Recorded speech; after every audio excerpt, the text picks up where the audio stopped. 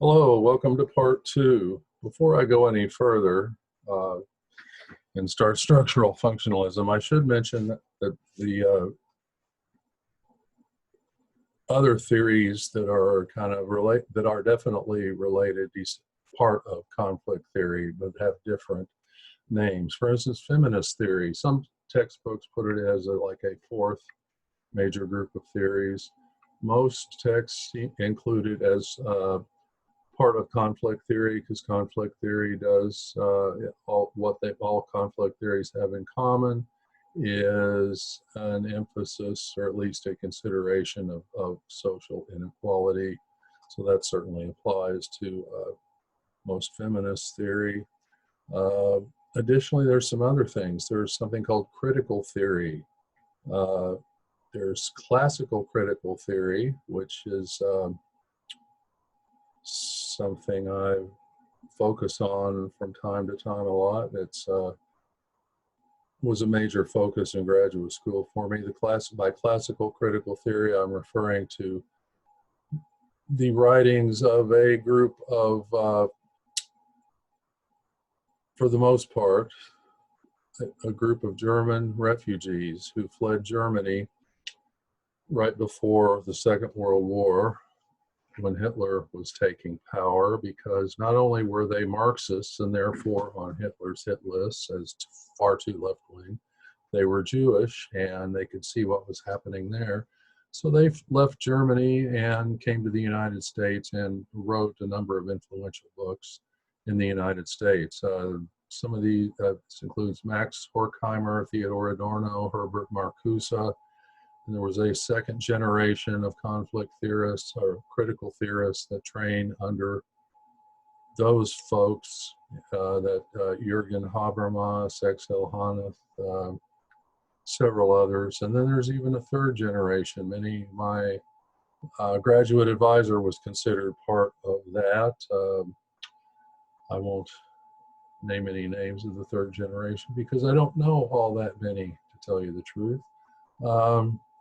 So the classical critical theory was concerned, their main focus was Marx had predicted that there would be a revolution, capitalism would be overthrown, socialism would be established, and based upon his ideas, it appeared that the country where that was most likely to happen was Germany.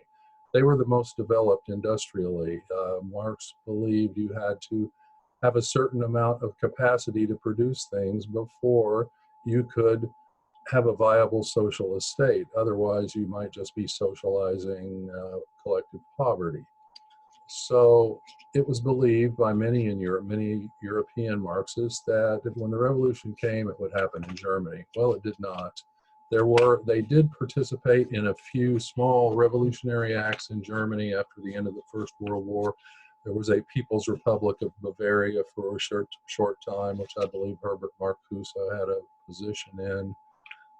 I don't know the extent of Adorno and Horkheimer's involvement. Some other people you may have heard of, another psychologist you may have heard of, was associated with classical critical theory, which I should say typically is referred to as the Frankfurt School, because most of them worked at the Institute for Social Research and did their research there in Frankfurt, Germany. Was endowed by a wealthy individual who probably didn't understand exactly what he was endowing. Another psychologist, Erich Fromm, wrote The Art of Loving, Escape from Freedom. Perhaps those things aren't read anymore. I'm not sure. When I was young, that they were widely circulated. Anyway, so they were trying to understand why the revolution did not occur, at least a widespread Marxist revolution in Germany, as the theory predicted it would. The answer they came up with was that cultural factors had acted as a sort of alternate opiate of the masses to keep people from really recognizing their situation or resisting capitalist domination. These factors were like film, the movies. People would go to the movies and They were somewhat elitist in that respect. They felt that certain sorts of most art or any kind of reproduction of art was inauthentic. It did not have a certain aura that the original had. So film, therefore, was also had a highly inauthentic, non-critical component, which they felt was simply pacifying the working class. Adorno just hated jazz music. He thought he was a fan of this very atonal, kind of cacophonous classical music written by a man named Anton Webern and a few others in that school. So very abstract stuff, no melody, different sort of musical tonality than most of us are used to. So they were somewhat elitist. That aspect of their ideas never really did not outlive them particularly, partly as a result of the fact that during the 1960s, popular music was closely tied with the movements against the war in Vietnam and for other social justice concerns. There was almost a soundtrack of rock and roll songs that would be appropriate to any the various movements, environmental, anti-war, feminist, and so forth. So popular music and other aspects of popular culture, particularly documentary film, were recognized as being elements of resistance and not simply as pacification. So another theoretical variant that tends to be associated with conflict theory and is postmodern theory. It's, in a way, it's had its day. I think postmodernists were skeptical about science, did not believe in progress, were skeptical about the ability to make meaningful statements in language.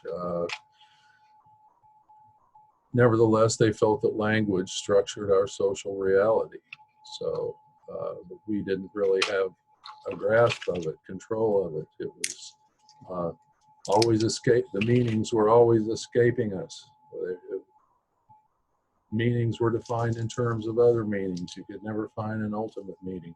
They were skeptical of notions of truth, particularly historical truth, for instance, of history of ancient Rome. How do we know anything about it? There were no films kept, no audio recordings. There's just what's been written by certain people. Generally, only the elite wrote accounts of their life. We don't know any. We put together some things we think we know about how a slave in ancient Rome lived, but typically, most people were not literate and definitely did not write anything that was preserved. So, and the same is true for, history, most historical documents. They've been written by elites who may not have had a totally objective, whatever that is, point of view on events, have written events that favored themselves. For the postmodernist, truth is really nothing more than a way of, it's an indicator, a symbol that suggests you have the legitimate power in a given society. You control the truth, that means you can control society.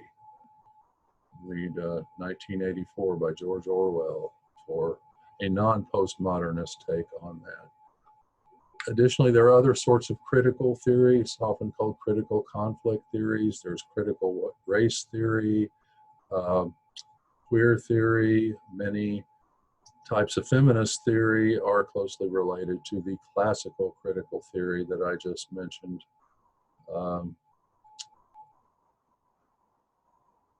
And I know there are others, but world systems theory is another one. I'll talk about that when we get to class and inequality. So that was a popular theoretical structure for a while with me as well. So In any case, let's finish up. Let us finish up this lecture as quickly as I can. All right. Going back to Durkheim, structural functionalism. Emile Durkheim. Oh, I need to share the screen.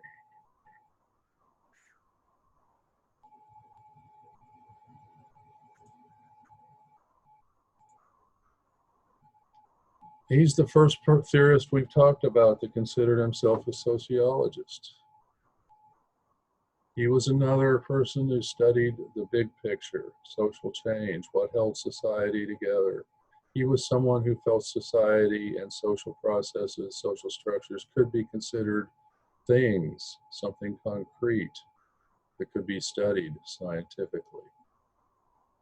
He wrote a book on suicide where he analyzed the differences in and how differences in social structure, community structure might be linked to acts like suicide. He found that one was less likely to commit suicide if one was a member or had come from a Roman Catholic background than if one was a Protestant. You're even less likely to commit suicide if you were Jewish and had come from that.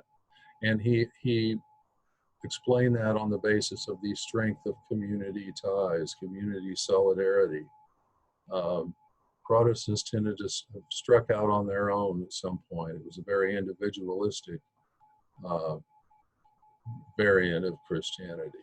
So Durkheim was interested in the non-rational roots of rationality. By that, I mean how some of the patterns that we see replicated in social structures that persist over time are the result of us engaged in ritual behavior that doesn't necessarily have any rational cognitive component.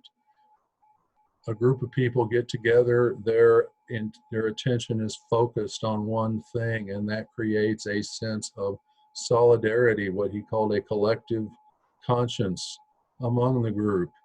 So by repeating these rituals, you strengthen this sense of community and the ties between people without actually engaging in some rational explication of why, what values hold them together and so forth. The values are reinforced through the ritual, but it's the ritual that is really structuring the society.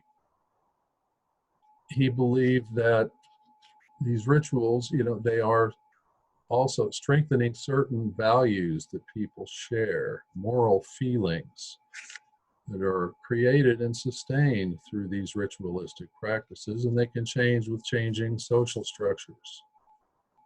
So he wants to study this and see how this might have changed over time, but it's hard to identify moral feelings and values across time. So he uses laws as an indicator of moral values. When I talk about culture soon, you will learn that a law is simply a norm that has been written down and made mandatory. A norm is a standard of behavior, a value, not a value per se, but a statement about how one ought to behave. If you write down in a legal code, one must not behave this another way, the opposite of this norm, then that is a law. So he looked at different types of societies and discovered that the types of laws that he found were basically of two types: retributive laws that sought retribution, eye for an eye, you kill someone, then you may be killed, versus, those were found in earlier types of society, Babylon, Rome, etc. And then there were also restitutive laws. You had to make restitution, make somebody whole. You paid a fine. You were punished by doing community service these days. You weren't necessarily physically punished. They weren't punitive. They didn't seek retribution. And he noticed also that these types of societies with these different types of laws had differing divisions of labor. The division of labor is just, for instance, how each society has to produce a certain number of things for people to get by in the world. So they have to produce clothing, produce food, produce pottery for drinkware and food and cooking and whatever. And these days, much more. But earlier, older societies tended to have a very simple division of labor, along with these retributive laws. Typically, most people were farmers, and some people were soldiers, and the rest were the rulers. So if you weren't a farmer or a ruler, you were probably a soldier. And in the modern world, you had a more complex division of labor. You had people working in offices. You have people who are working in factories that produce a certain type of item that's only one of the things that people need, maybe making shoes. Another person making medicine in another factory. And you have a more complex division of labor, along with a different type of law, restitutive laws. Restitution is made. So he believed that something about, so the laws indicated the nature of the moral codes of that society, the moral feelings.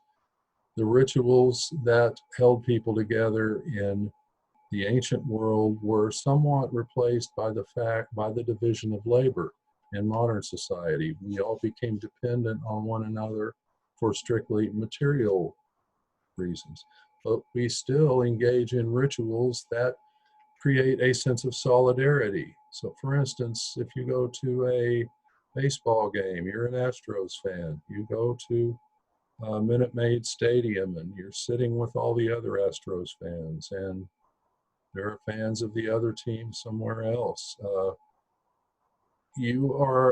That is a ritual behavior in a sense. And you probably have noticed you can feel some sort of bond with people that you don't feel at other times. You can have the same experience going to a concert by a popular musical artist. You can feel bonded with the other people that are there. And it's not something that you can see physically, but you know it's there. That is the collective conscience, which is weaker in modern society because we don't engage in quite as many ritualistic behaviors. Pardon me, I have to dismiss a reminder. So, Durkheim thought people were basically good, society was basically stable. One way to assess the continuing power of the collective conscience, people's reactions to crimes that don't involve them. For instance, some high-profile trial. I can't think of an example recently. I mean, at the local level, certainly there are quite a few, but I tend not to watch the local news. If a celebrity has been accused of a heinous crime, murder, or something along those lines, it may be broadcast on a cable channel, or there may be news almost daily on Entertainment Tonight or something, and people may follow this and talk about this even though it does not involve them personally. Well, what's going on with these criminal trials? For one thing, for Durkheim, crime has a positive social function. The ritual of punishment, trial and punishment, serves to reinforce the moral codes, the laws that prevent people from committing these crimes, engaging in this behavior. So, moving on. Okay, here's some more about solidarity. He believed there were two kinds of solidarity corresponding to these two types of society I just mentioned. There was what he called mechanical solidarity, Mechanical because people are forced to be part of one society. That's characterized, in his view, earlier societies where you have farmers, you have soldiers, you have the rulers. Why do they have to be forced to get together? Well, if you're a farmer and you make all of your own clothes and built your own house, why do you need other people? You could decide to go live with a different group of people because your skill is portable. You can almost live independently. You probably would not, but people had to be forced to be together. Many of the people who did the work in ancient societies were actually slaves. So they were literally forced to do that. So, but in modern society, you're dependent upon other people for all the things that you need to get by in the world. For you probably have lost this ability to make your own shoes or build your own house or grow your own food, raise animals. Uh, you can go off the grid. You can learn how to do these things and go off on your own, but you're going to have an issue with health care as you get older. Not going to be able to treat a lot of the conditions that people become more prone to as they age. So mechanical solidarity and the type of solidarity in the modern world he called organic solidarity, because we are dependent upon one another just as the body is dependent upon organs functioning together to keep us alive. If you lose your liver, you're not going to survive. You need all of it. People are interdependent. Society is stable because people are performing all of the types of work that are necessary. But as I said, because people are doing different kinds of work and they are not engaged necessarily in as many rituals that facilitate solidarity and bonding, you often find people who are in a condition of what Durkheim called anomie, which means normlessness. It's similar to alienation.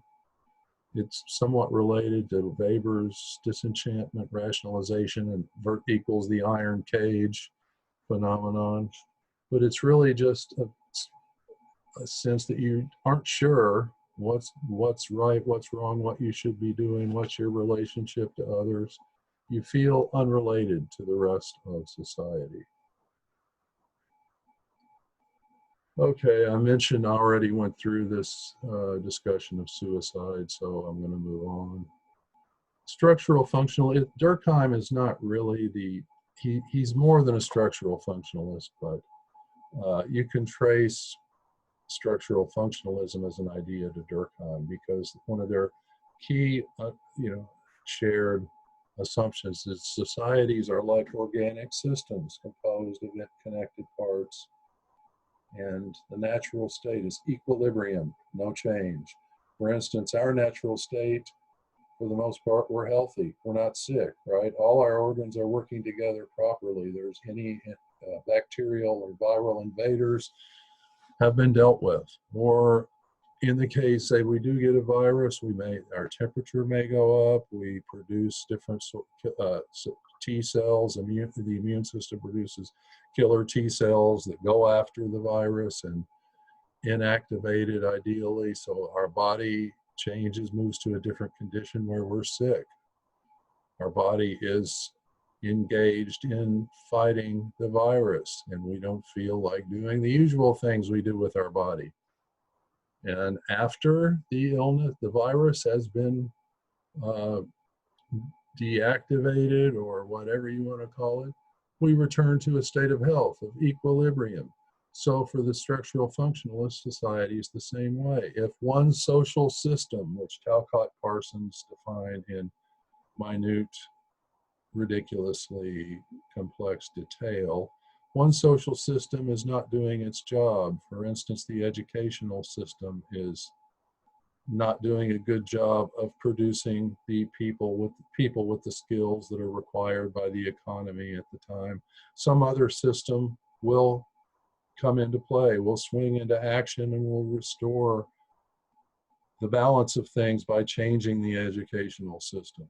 So And there are multiple social systems. You're not going to need to worry about how Talcott Parsons, who wrote the book on social systems, defined all this, as I once had to do. But so, key thing, societies are like organic systems. Because they think the natural state is equilibrium, they have trouble explaining social change.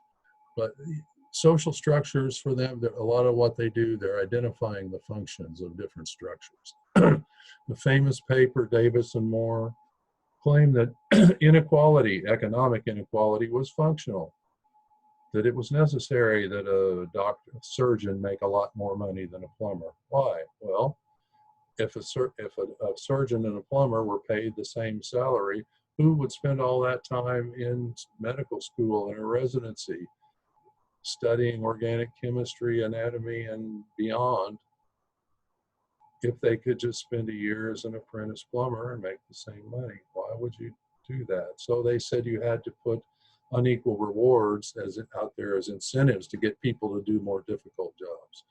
A couple of other ideas which they use, the difference between manifest and latent functions. Manifest means obvious, you can see what it is. That's the intended function of a social process or structure. It's what it was designed to do. There can be latent functions. These are unintended consequences. They could be positive or negative. There's a couple examples of each here that are related. So I'll let you read that. And social systems have to be integrated in order for society to be stable. Finally, symbolic interactionism, micro-interactionism. This is not the macro level of analysis, more the micro, ground level, closest to us. Person-to-person interactions, small group dynamics, and so forth. They're not really looking at social class and social change, although they do have some things to say about social stratification. So they're interested in socialization, how people come to learn what it is, how it is they're supposed to behave in a social group, because it does vary from culture to culture, as you know, and across time. So, and what is social interaction like? So, and this is where the social construction of social reality is rooted really in this group. So, and that's really part of where they're headed, and what the most important thing really they're doing. They're showing how society is produced through the interactions of each of us every day. Society is produced minute by minute, moment by moment. It's not a thing out there. It's more or less the sum total of all of our interactions, and whatever that sum total predisposes other interactions in the future to be. So that was Weber's idea. There's nothing more to social life, to society, than the interactions of people. That's really all there is. Interactions within a particular environment, because the type of interaction can vary depending upon where it takes place. Is it in the family? Is it in an organization? So they're using Verstehen, Weber's empathic understanding. Symbolic interactionists these are three fundamental ideas they seem all share. That social action is based on the meaning that things have for individuals, or that the action has. And how do they know what the meaning of something is? They get it from interacting with others. There's feedback. Meanings are not stable for all time. They're fluid. They can be negotiated. They can change. They're open. What's an example of different meanings? This is an example I've used. It's kind of facile. Let's say a syringe, used for injections, lying on the floor. Okay, if you're a nurse, you see a syringe lying somewhere in an odd place. It might remind you that first you think that's odd, I should get rid of it, dispose of it, but then it might remind you that you need to order some more syringes the next day. You've forgotten that. So it's a tool of your trade. If you have type 2 diabetes, type 1 diabetes, and have to inject insulin, it may make you think of your disease, of a sort of a disability. something which limits your, constrains your life, maybe something you have to attend to more than many other things. So symbolic interactionists have done a lot of work on illness as a lived experience. So it would take you to that. Let's say you're a recovering heroin addict. You haven't used for a week and you see a syringe. Now that could be a trigger that would send you back off the wagon, so to speak, out of the program, back to using heroin, because triggers are very powerful for addicts. Some of the names that I'll be introducing these person's ideas when we get to social interaction in a few lectures, socialization. George Herbert Mead is really considered the founder of this way of looking at the world. He had his theory of how we develop our sense of self, which I'll go through. He was a philosopher. He did not write any books. He published no papers. So how could he be the founder of this entire third theory group? Well, his students took very good notes. After his death, they compiled what they could and edited it and published it as a book called Mind, Self, and Society, a classic of sociology. Charles Horton Cooley, another fellow, I mentioned him earlier. He didn't think society existed. It was only in the mind. Introduced the concept of the looking glass self. A looking glass is an archaic term for a mirror. Okay, we understand who we are or the appropriateness of what we're doing or have just done by observing other people's reactions. They're mirroring what we've done or how we appear back to us. And we take note of that and make a judgment about whether or not they approve or disapprove, and then we modify our behavior accordingly. Looking glass self. William I. Thomas, I believe I mentioned him. The Thomas theorem, I think, is about one of the most solid, the closest to any kind of a sociological law I've ever seen. And it is the Thomas theorem, but it's probably the Dorothy Thomas theorem. There's a lot of evidence that his wife, Dorothy, his long-suffering spouse, his philandering, actually made this statement. And he took it and published it. And as things were in this period of time, men got the credit for what women did. But the Thomas theorem, if men, now again, back in this era, they meant humans, but they always said men. If men define situations as real, they are real in their consequences. So it's very important. If it's real for you, it can have a real consequence. So Herbert Bloomer was one of Mead's students, one of the people who was compiling his notes. He even taught some of his courses after Mead died. And he really pulled it all together and came up with the term symbolic interactionism. Some others, Irving Goffman is more sort of in this micro-interactionist tradition. He's really perhaps more indebted to Durkheim for his approach than he is to Mead and Bloomer, but he does, like the rest of the symbolic interactionists, he's looking at smaller groups, not at historical social change and that sort of thing, or what holds societies together over time. Although the symbolic interactionists have an answer to that question, so we'll get to that later. Goffman, I think, is one of the most underrated sociologists out there. Among other things, he studied total institutions, prisons and mental hospitals. A total institution is one where you're controlled 24/7 by an authority of some sort. He also developed a very influential theory of social interaction, a dramaturgical theory, where you analyze social interaction in terms of the theater. People are doing performances, they're putting on masks, playing roles on the front region or front stage for other people. They are not who they actually are, they are who they appear to be, ideally.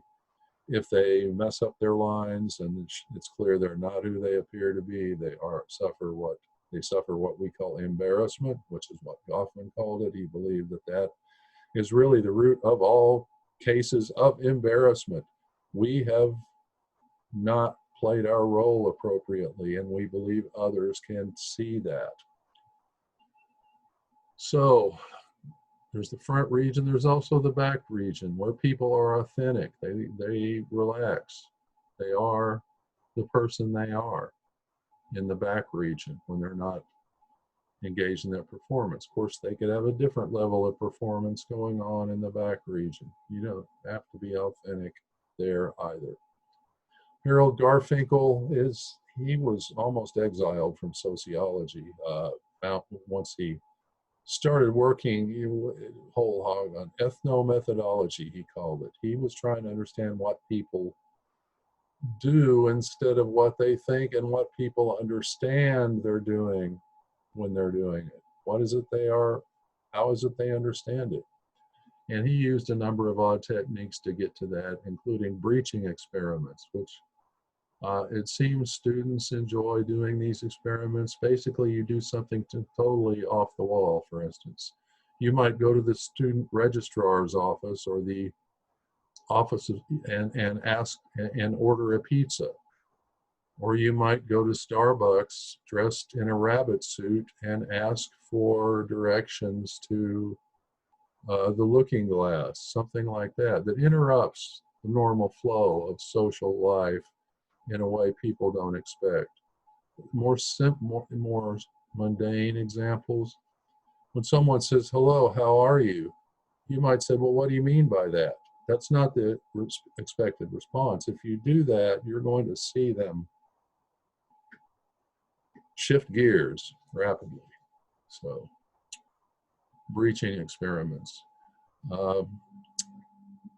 So Peter Berger and Thomas Luckman, I already mentioned them in connection with social construction of reality. That's it.